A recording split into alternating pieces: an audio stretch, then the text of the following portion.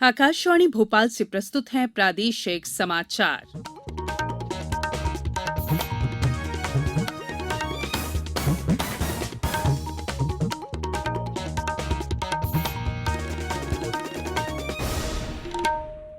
नमस्कार, समाचारों के साथ मैं संयुक्ता बनर्जी। पहले मुख्य समाचार।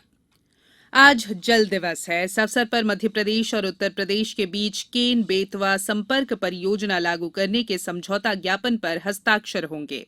कोरोना पर नियंत्रण के लिए कल राज्य के 3 शहरों में लोगों ने स्वेच्छा से लॉकडाउन का किया पालन और झाबुआ सहित प्रदेश के आदिवासी अंचलों में आज से शुरू हो रहा है प्रसिद्ध भगोरिया पर्व। अब समाचार विस्तार से। प्रधानमंत्री नरेंद्र मोदी आज विश्व जल दिवस के अवसर पर जल शक्ति अभियान कैच द रेन कैंपेन का वर्चुअल माध्यम से शुभारंभ करेंगे। इस अभियान का नाम है जहां भी गिरे जब भी गिरे वर्षा जल एकत्र करें।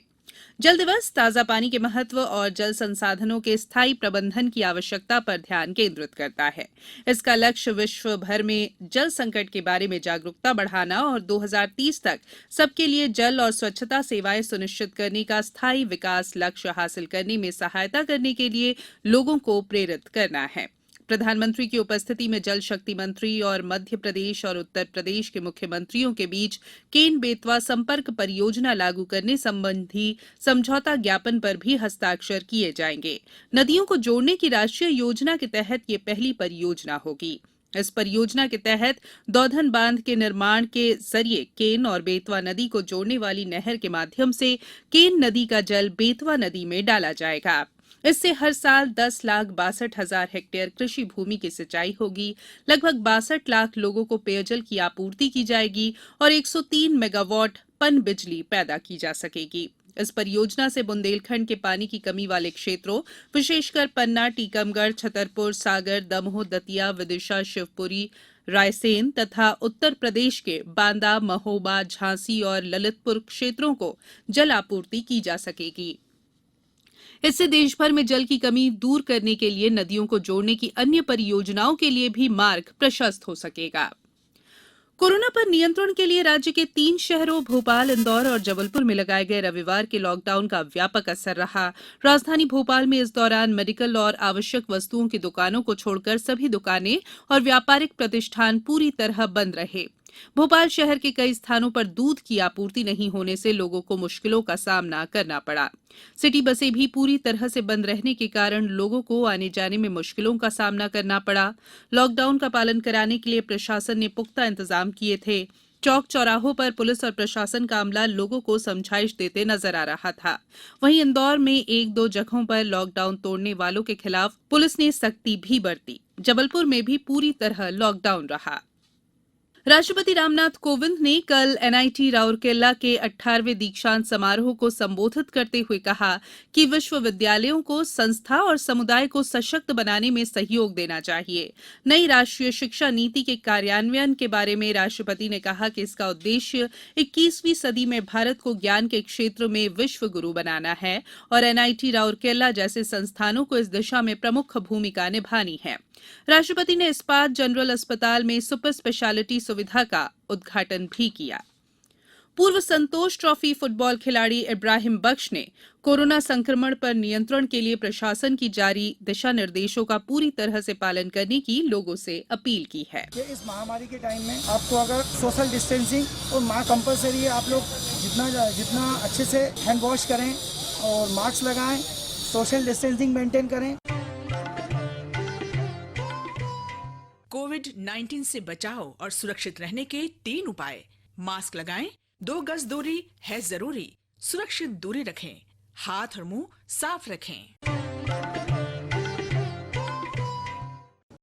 ब्रेक के बाद बुलेटिन में एक बार फिर आप सभी का स्वागत है। आदिवासियों का हर्ष और उल्लास का पर्व भगौरिया की शुरुआत आज सोमवार से झाबुआ के ग्रामीण इलाकों में लगने वाली हाटों से हो गई। पहले दिन जिले के पेटलावद, रंभापुर, मोहनकोट, कुंदनपुर, रजला इन क्षेत्रों में मेला जमेगा। मेले में दोपहर से शाम तक एक प्रकार के स्थानीय आदिवासी वाद्य वृंद ढोल मांदल की थाप पर युवा नृत्य करेंगे और हाट बाजारों में जमकर खरीदारी करेंगे। भगौरिया हाट होलिया दहन के पूर्व जिले में भराए जाने वाले हाट बाजारों से शुरू होता है।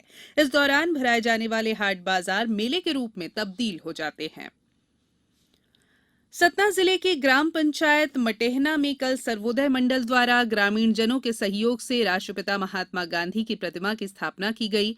मूर्ति के अनावरण समारोह में मुख्य अतिथि के रूप में सांसद गणेश सिंह ने कहा कि जब देश आजादी का अमृत महोत्सव मना रहा है, ऐसे समय में राष्ट्रपिता महात्मा गांधी की मूर्ति की स्थापना एक अत्यंत सराहनीय कदम है।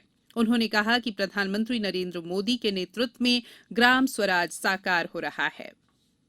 भारत ने सार्वभौमिक प्राथमिक स्वास्थ्य देखभाल के क्षेत्र में एक बड़ी उपलब्धि हासिल की है। 31 मार्च तक 70,000 आयुष्मान भारत स्वास्थ्य और आरोग्य केंद्र शुरू करने का लक्ष्य समय से पहले ही पूरा कर लिया गया है। लगभग 41 करोड़ 35 लाख लोगों ने इन केंद्रों में प्राथमिक स्वास्थ्य देखभाल सेवाओं का लाभ उठाया है। इनमें से 54% लाभार्थी महिलाएं हैं। इन केंद्रों द्वारा 9,45,000 से ज्यादा लोगों को टेलीफोन पर स्वास्थ्य परामर्श दिया गया। केंद्र सरकार ने कहा है कि वंदे भारत मिशन के अंतर्गत अभी तक 67,50,000 से अधिक लोगों को विश्व के विभिन्न भागों से स्वदेश लाया जा चुका है। इस मिशन के अंतर्गत शनिवार को कुल 8,587 लोग वापस भारत आए। भारत ने पिछले साल 7 मई को विदेश में फंसे भारतीयों की वापसी के लिए एक बड़ा वैश्विक अभियान शुरू किया था। शुरू में एयर इंडिया और उसकी सहयोगी एयर इंडिया एक्सप्रेस ने इस अभियान में महत्वपूर्ण भूमिका अदा की। बाद में अन्य विमान कंपनियों को इस कार्यक्रम में भाग लेने की अनुमति दी गई। विमान सेवाओं के अलावा जल मार्ग से भी भारतीय नागरिकों को स्वदेश लाया गया। अब कुछ समाचार संक्षेप में। भारतीय जनता पार्टी कल 23 मार्च को अपने संसदीय दल की बैठक आयोजित करेगी। बाल श्रमिकों की पहचान, विमुक्ति, पुनर्वास संबंधी कार्रवाई के लिए गठित खंडवा जिला स्तरीय टास्क फोर्स समिति की बैठक आज कलेक्ट्रेट सभाकक्ष में होगी। सामाजिक न्याय और निःशक्तजन कल्याण विभाग नशा मुक्त भारत अभियान और कोरोना से बचाव और निदान अभियान के अंतर्गत छिंदवाड़ा के हायर सेकेंडरी स्कूल नेर में नशा मुक्ति और कोरोना से बचाव के लिए रोको टोको अभियान आयोजित किया गया। इंदौर में पश्चिम क्षेत्र विद्युत वितरण कंपनी ने नई पहल करते हुए बिजली बिल भरने पर उपभोक्ताओं को थैंक यू मैसेज भेजना शुरू किया है। उज्जैन में कोरोना संक्रमण के मामले बढ़ने के कारण जिले में मास्क पहनकर निकलना अनिवार्य किया गया है। मास्क नहीं पहनने वाले 82 उल्लंघनकर्ताओं पर 15,600 रुपए जुर्माना किया गया और 14 व्यक्तियों को अस्थायी जेल भेजा गया। रीवा में बढ़ते साइबर और महिला अपराध की रोकथाम के लिए जागरूकता शिविर का आयोजन किया गया और सतना जिले के मैहर में चल रहे उस्ताद अलाउद्दीन खां संगीत समारोह का कल समापन हो गया। इस बुलेटिन में फिलहाल इतना ही। बुलेटिन के अंत में एक अपील, हमेशा ध्यान रखें, मास्क और 2 गज की दूरी, हाथ धोना भी है जरूरी। नमस्कार।